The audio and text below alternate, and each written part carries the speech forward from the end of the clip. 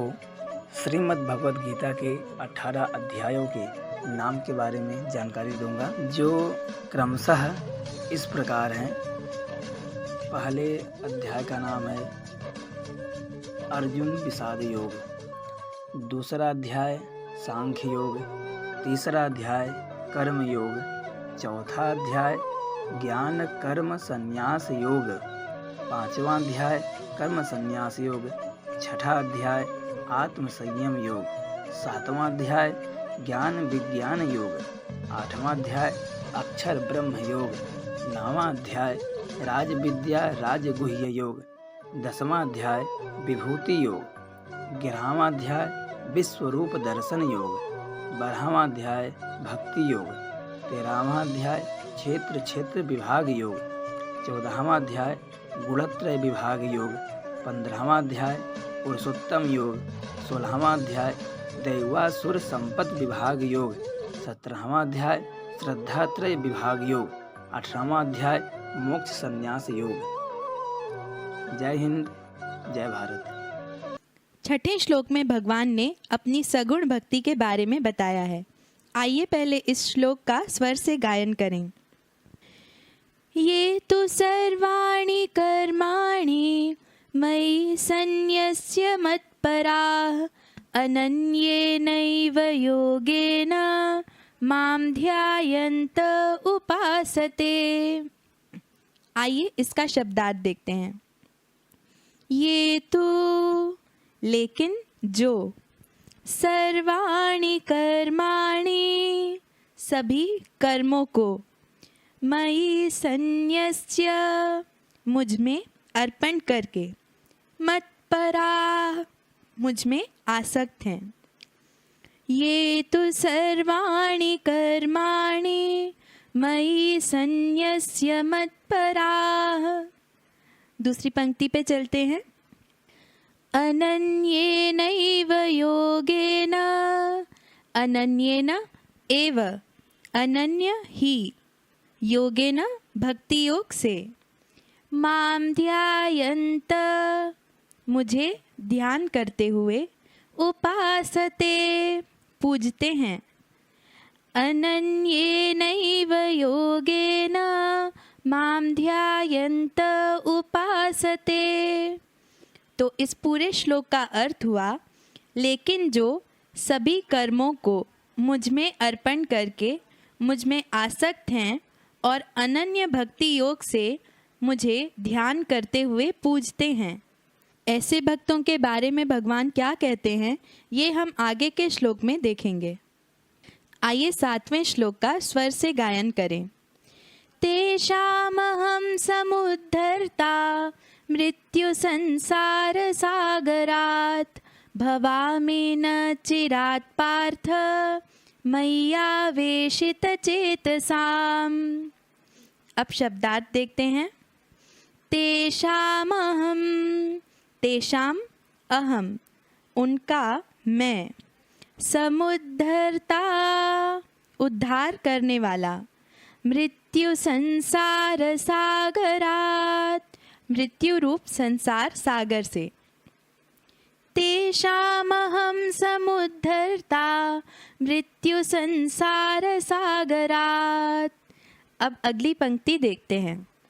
भवामि होता हूँ, न चिरात् नहीं देर से यानी शीघ्र ही, पार्थ हे पृथा के पुत्र यानी अर्जुन, मय्यावेशित चेतसाम, मयि आवेशित चेतसाम अर्थात मुझ में लगे हुए मन वालों का। इस पूरे श्लोक का अर्थ हुआ कि उन मुझ में लगे हुए मन वालों का मैं मृत्यु रूप संसार सागर से, हे पार्थ, शीघ्र ही उद्धार करने वाला बनता हूँ। वे अध्याय के 26वें श्लोक को पढ़ेंगे। आइए पहले इसका स्वर से गायन करें। पत्रं पुष्पं फलं तोयं यो मे भक्त्या प्रयच्छति तदहं भक्त्युपहृतम् अश्नामि प्रयतात्मनः। आइए अब इसका शब्दार्थ देखते हैं। पत्रं पुष्पं फलं तोयं। पत्ता, पुष्प, फल, जल आदि। यो मे भक्त्या प्रयच्छते, जो मुझे भक्तिपूर्वक या प्रेम से अर्पण करता है। पत्रं पुष्पं फलं तोयं यो मे भक्त्या प्रयच्छते। आइए अब अगली पंक्ति पे चलते हैं। तदहं भक्त्युपहृतं, तत् अहम भक्ति उपहृतम, यानी वह पत्र पुष्प आदि मैं भक्तिपूर्वक अर्पण किया हुआ। अश्नामि प्रयतात्मनः, खाता हूँ प्रयत आत्मनः, यानी उस शुद्ध निष्काम भक्त का। तदहं भक्त्युपहृतं अश्नामि प्रयतात्मनः।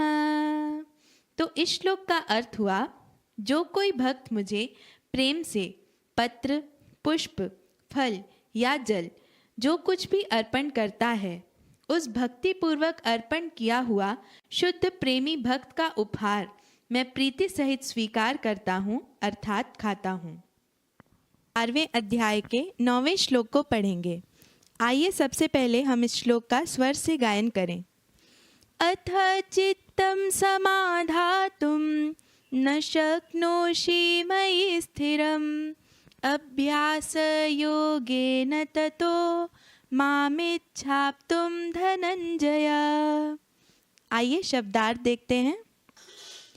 अथ यदि, चित्तं समाधातुं मन को लगाने में, न शक्नोषि समर्थ नहीं हो, मयि स्थिरम मुझ में स्थिर भाव से, यदि तुम मन को स्थिर भाव से मुझ में लगाने में समर्थ नहीं हो।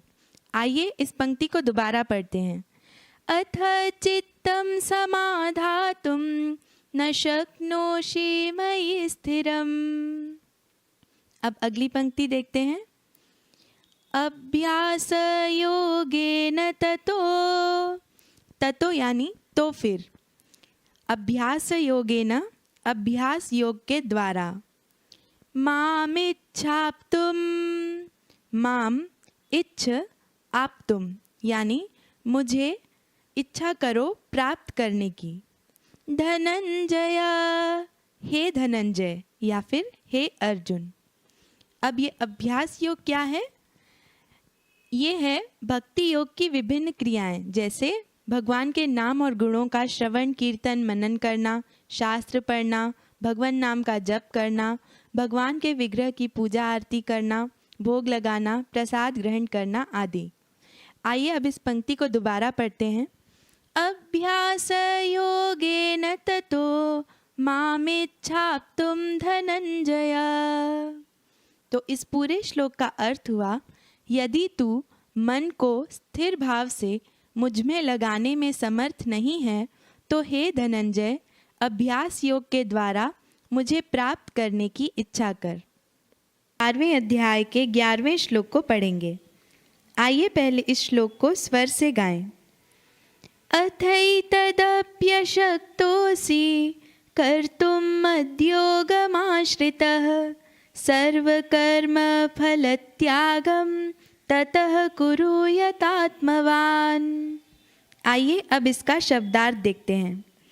अथैतदप्यशक्तोऽसि, अथ एतत्, अपि, अशक्तः, असि, ये 5 शब्द मिलके बना अथैतदप्यशक्तोऽसि। अथ यदि, एतत् यह, अपि भी, अशक्तः यानी असमर्थ, असि हो, कर्तुं करने में, मद्योगमाश्रितः मत योगम आश्रितः मेरे प्रति, योग यानी भक्ति, आश्रित यानी निर्भर होकर। तो इस पूरी पंक्ति को दोबारा पढ़ते हैं। अथैतदप्यशक्तोऽसि कर्तुं मद्योगमाश्रितः। आइए अब अगली पंक्ति पे चलें। सर्वकर्मफलत्यागं सभी कर्मों के फल का त्याग। ततः तो फिर कुरु करो यतात्मवान जो मन बुद्धि को जीतने वाला हो। तो इस पंक्ति को दोबारा पढ़ते हैं। सर्व कर्म फल त्यागम ततः कुरु यतात्मवान। तो इस पूरे श्लोक का अर्थ हुआ कि यदि तुम मेरी भक्ति के आश्रित होकर ऐसा करने में भी अर्थात मेरे लिए कर्म करने में भी असमर्थ हो तो तुम मन बुद्धि को जीतने वाला बनकर अपने सारे कर्म के फलों का त्याग करो। स्वर से गायन करें। संतुष्टः सततं योगी यतात्मा दृढ़ निश्चयः मयि अर्पित मनो बुद्धिर्यो मद्भक्तः स मे प्रियः। अब इसका शब्दार्थ देखते हैं। संतुष्टः सततम, सततम यानी निरंतर या सदैव। संतुष्टः का मतलब संतुष्ट, तो जो सदैव संतुष्ट हो। योगी, यहाँ योगी का अर्थ भक्ति योगी या भक्त से लिया जा सकता है। यतात्मा यानी आत्मसंयमी, जिसका मन और इंद्रियां वश में हो। दृढ़ निश्चयः, दृढ़ निश्चय वाला। संतुष्टः सततं योगी यतात्मा दृढ़ निश्चयः। अब अगली पंक्ति पे चलते हैं। मयि अर्पित मनो बुद्धिर, मयि अर्पित मनो बुद्धि यानी मुझ में अर्पित मन और बुद्धि वाला। यो मद्भक्तः, जो मद्भक्तः यानी मेरा भक्त है। स मे प्रियः, वह मुझे प्रिय है। मयि अर्पित मनो बुद्धिर यो मद्भक्तः स मे प्रियः। तो इस पूरे श्लोक का अर्थ हुआ जो सदैव संतुष्ट रहता है, आत्मसंयमी है और जो दृढ़ निश्चय के साथ मुझ में मन तथा बुद्धि को अर्पण करके भक्ति में लगा रहता है, ऐसा भक्त मुझे अत्यंत प्रिय है। पहले इसका स्वर से गायन करेंगे। तुल्य निंदा स्तुतिर्मौनी संतुष्टो येन केनचित् अनिकेतः स्थिरमतिर् भक्तिमान में प्रियो नरः। आइए इसका शब्दार्थ देखते हैं।